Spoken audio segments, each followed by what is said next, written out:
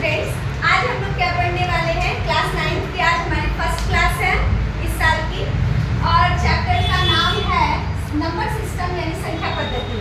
इसका हम लोग थोड़ा सा इंट्रोडक्शन पढ़ लेते हैं, क्या क्या चीज़ें इसमें आपको मिलेंगी। ठीक है, इंट्रोडक्शन में आप देखोगे कि प्राकृतिक संख्या किसे कहते हैं।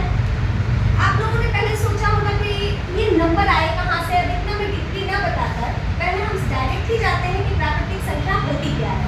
जैसे कि एक नंबर लाइन है, हम मान ले रहे हैं फिलहाल 1 2 3 4 5 6 7 8 9 डॉट डॉट डॉट। इस तरह से ये संख्या जो बढ़ती है इसे हम प्राकृतिक संख्या कहते हैं। अब इसकी कहानी अगर मैं सुनाऊंगी तो वीडियो लंबा हो जाएगा, लेकिन फिर भी मैं चाहती हूँ कि सुना देती हूँ।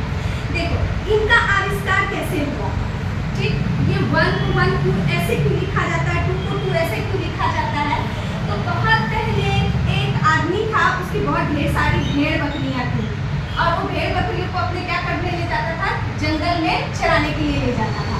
तो जब वो नदी जंगल में ले जाता था तो एक पत्थर में एक बकरी को पार कराता था तो एक लाइन खींचता था, दूसरी बकरी को पार कराता था तो दूसरी लाइन खींचता था। इस तरह उसकी जितनी बकरियां होती थी उतनी वह जंगल के अंदर एंट्री लेते वक्त क्या कर लेता था, लाइन इस पत्थर पर खींच देता था।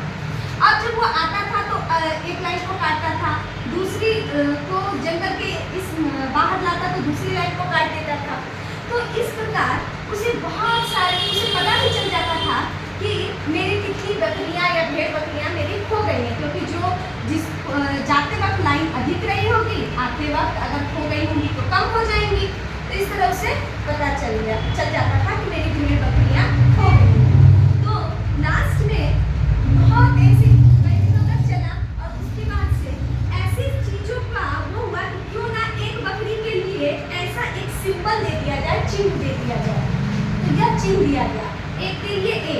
अगर आप और डिग्री देखोगे तो 1 के लिए आप ध्यान देना, ऐसे 1 बनता है तो इसमें एक कोना होता है, और ऐसे 2 बनता है तो इसमें 2 कोने होते हैं। ये 3 बनता है तो इसमें 3 कोने होते हैं। ऐसे ये 4 बनता है तो 4 में आप देखोगे 4 कोने होते हैं, 1 2 3 4 कोने होते हैं, आप ध्यान दीजिएगा। ठीक है, तो इसी तरह से 5 में भी 5 कोने होते हैं, ऐसे ऐसे ऐसे 1 2 3 4, आपको 5 मिलेगा, 5 कोने। ठीक, तो इस तरह से आपको मिले, मतलब ये नंबर हम लिखना सीख गए। तो इन नंबरों को नेचुरल नंबर्स यानी प्राकृतिक यानी स्टार्टिंग वाले नंबर्स कहे जाते हैं। फिर भी यह संख्या, ये गिनती जो थी ये पूर्ण नहीं थी, तो पूर्ण करने के लिए यानी फिर एक नए नंबर का आविष्कार हुआ जिसे जीरो कहते हैं, और ये आर्यभट्ट ने जीरो का आविष्कार किया था। ये सभी जानते हैं, तो नई चीज़ थोड़ी है मुझे बताने की, आपको सब जानते हैं। और उसके बाद से अब ये भी सोचा गया कि चलो नेचुरल नंबर अगर ये 1 2 3 डॉट डॉट डॉट ये है तो 1 से छोटी कौन सी संख्या होगी, 0। मतलब 1 2 3 ये तो बढ़ती जा रही है, तो 1 से छोटी संख्या के बारे में सोचा गया, तो वो क्या कहलाई, 0। अब देखो 0 के बाद यहाँ पे नंबर हो गया 9, 9 के बाद क्या आता है 10, 10 के बाद क्या आएगा 11। ये पूर्ण संख्या नहीं थी, इसमें मतलब कमियां थी। 0 के आने के बाद हम सही गिनने लगे, काउंटिंग हमारी कंप्लीट हो गई। ठीक है, फिर अब ये सोचा जाने लगा कि 0 से भी क्या कोई संख्या छोटी हो सकती है। तो हाँ, तो 0 से जो संख्या छोटी होगी -1 -2 -3, ये छोटी संख्या होती चली जाएगी। तो इसको अगर हम शॉर्ट में लिखें तो ये 0, और 0 के राइट साइड में प्लस वाली धनात्मक संख्या जैसे 1 2 3 4 5 6 7 8, और 0 से लेफ्ट जितने भी नंबर होते हैं वो सभी संख्याएं 0 से क्या होती हैं, छोटी होती हैं। आज समझ में आ रही है। तो इसको क्या कहा जाने लगा, पूर्णांक। क्या कहा जाने लगा, पूर्णांक, इंटीजर्स नंबर। अगला है परिमेय संख्या। परिमेय संख्या जो है जिसे हम रेशनल नंबर इंग्लिश में से क्या कहते हैं, रेशनल नंबर। और ये जो मैंने n लिखा है, w लिखा है, z लिखा लिखा है, ये Q लिखा है, ये इसका सिंबल है, चिन्ह है। नेचुरल नंबर को हम n से समझते हैं शॉर्टकट में। इसको किससे समझेंगे? पूर्ण संख्या को W से, इसको Z से, इसको Q से, और अपरिमेय संख्या को अभी हम रहने दे रहे हैं, फिलहाल आपको इतना ही काफी है, ठीक है। तो ये परिमेय संख्या जो है इसकी डेफिनेशन क्या थी? इसकी डेफिनेशन क्या है? आपने 8वीं क्लास में पढ़ा है कि किसी भी संख्या को P/Q के रूप में हम लिख सकते हैं जहां पर Q यानी नीचे हर अंश डिनोमिनेटर 0 नहीं होना चाहिए। ऐसा कुछ हमने पढ़ा है, ठीक है। अब उसके बाद से ये तो हो गया। अब इसको अगर नंबर लाइन पे अगर हम रखें तो कैसे लिखेंगे? ध्यान दीजिएगा, ये 0 है, मान लो ये 1 है, ये 2 है, ये 3 है, ये 4 है। तो कभी आपने सोचा ये 1 स्केल में आपने देखा ना कि 1 है, तो यहाँ पे छोटे छोटे 1 2 3 4 5 6 7 8 9, यहाँ क्या हो जाता है 10। छोटी छोटी लाइन में 9 होती है, 10वीं लाइन क्या हो जाती है? बड़ी हो जाती है। तो ऐसी संख्या को ये 1.1 0.1 0.2 ऐसा है। तो ये पॉइंट वाली जितनी संख्या है, और ये 1 के लिए हम लिखेंगे 10.10।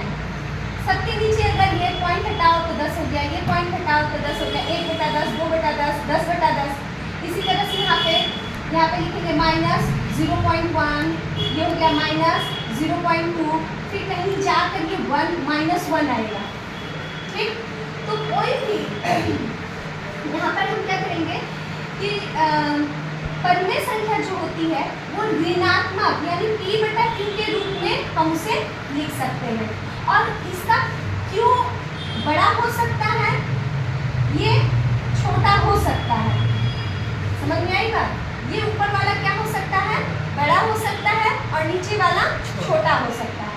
अब आप कहोगे कि दीदी ये मैम यहाँ पे भिन्न भी तो इसे कह सकते हैं, जो अंश बटा हर के रूप में लिखा जाता है, जिसे इंग्लिश में हम फ्रैक्शन कहते हैं। क्या कहते हैं? फ्रैक्शन। जैसे कि 2/3 और 3/2। तो ये भिन्न है, तो ये क्या है? परिमेय।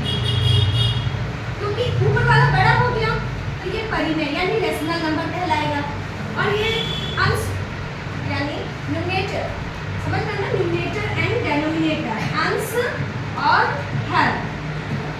अंश जिसका छोटा होता है, हर बड़ा होता है, उसे हम भिन्न यानी फ्रैक्शन कहते हैं। क्या कहते हैं?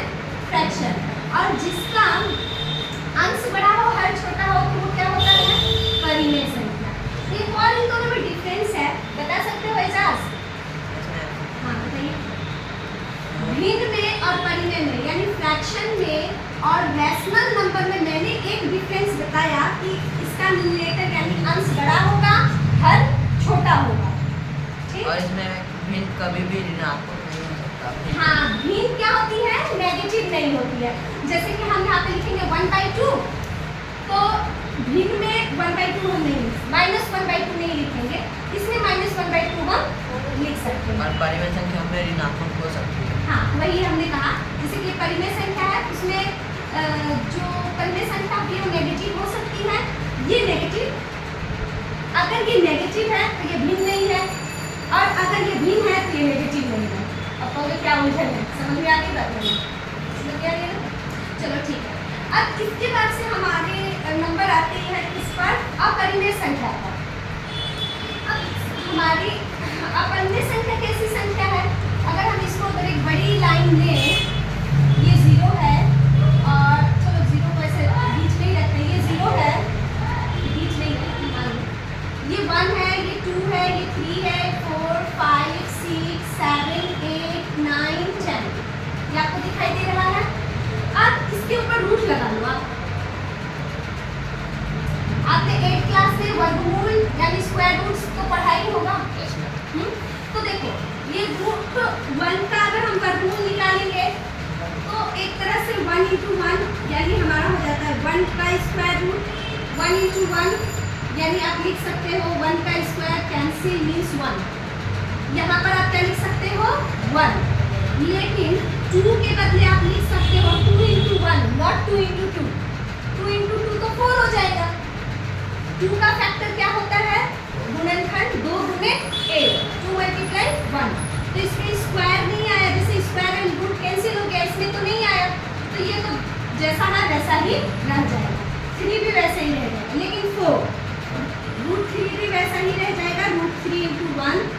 यानी ये √2 और ये √3। √4 हमारा जो है ये आएगा 2 × 2 मीन्स ये हो गया 2 × 2 का स्क्वायर। तो रूट एंड स्क्वायर कैंसिल, क्या बचा हमारे पास? तो ये चीज हम 8वीं में पढ़ चुके हैं, तो इसका मतलब ये कितना हुआ? 2। इसी तरह से यहाँ से लेकर यहाँ तक नहीं है, क्या नहीं है? एक पूर्ण वर्ग संख्या नहीं है, यानी ये जो नंबर है not a perfect square number. तो आप नासरीन बताएंगे कि √9 के बदले हम क्या लिख सकते हैं? हाँ, √3 या 3? सिर्फ 3। थोड़ा जोर से बोलो, आवाज आनी चाहिए। इसी तरह से अब आप ध्यान देना, 1 2 3 है कि नहीं है? तो ये 1 2 3 ये परिमेय संख्याएं कहलाएंगी, यानी 1 2 3 ये परिमेय रैशनल नंबर्स कहलाएंगे।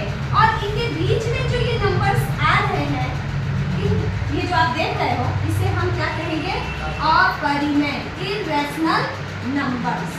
ठीक है, अब हम अपरिमेय के बारे में और परिमेय के बारे में बहुत डीपली पढ़ेंगे, मतलब जो 9th क्लास के सिलेबस है उतना ही पढ़ेंगे, उससे ज़्यादा नहीं पढ़ेंगे। ठीक है।